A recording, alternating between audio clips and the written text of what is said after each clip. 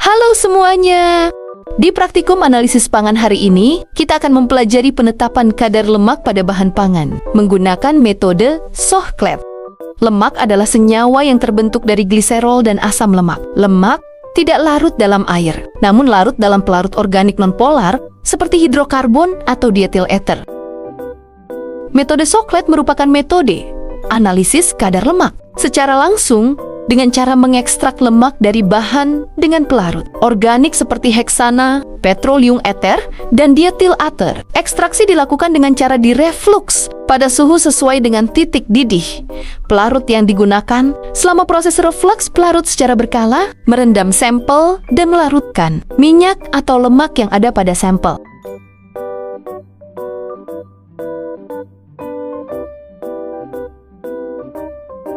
Prinsip dari metode Shockley yaitu ekstraksi lemak dengan pelarut lemak seperti petroleum benzena, petroleum ether, aseton, dan lainnya. Berat lemak kemudian ditentukan dengan cara memisahkan lemak dengan pelarutnya.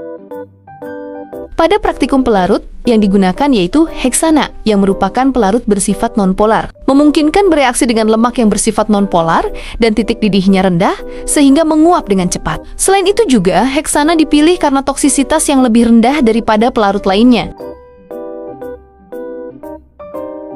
Selanjutnya, akan ditampilkan proses kerja penetapan kadar lemak menggunakan metode Shockley secara langsung di laboratorium.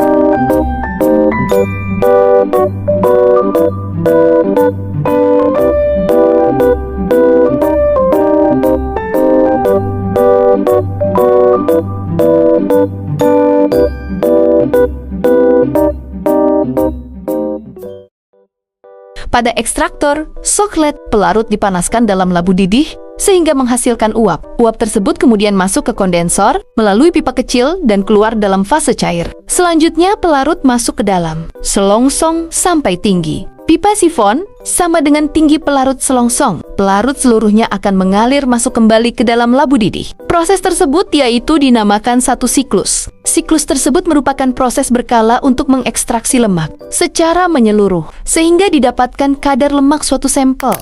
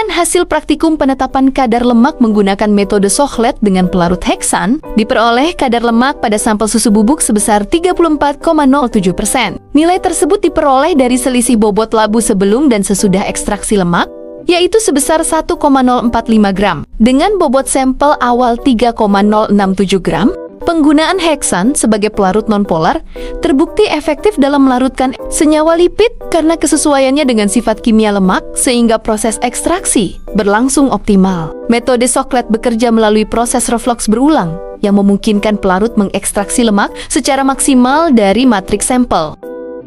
Hasil yang diperoleh menunjukkan bahwa metode ini mampu memberikan penetapan kadar lemak yang akurat dan dapat digunakan sebagai metode standar dalam analisis proksimat pangan, meskipun memerlukan waktu ekstraksi yang relatif lama, serta penggunaan pelarut dalam jumlah besar. Dengan demikian, metode Sochlet dengan pelarut heksan sesuai digunakan untuk analisis kadar lemak pada produk susu bubuk.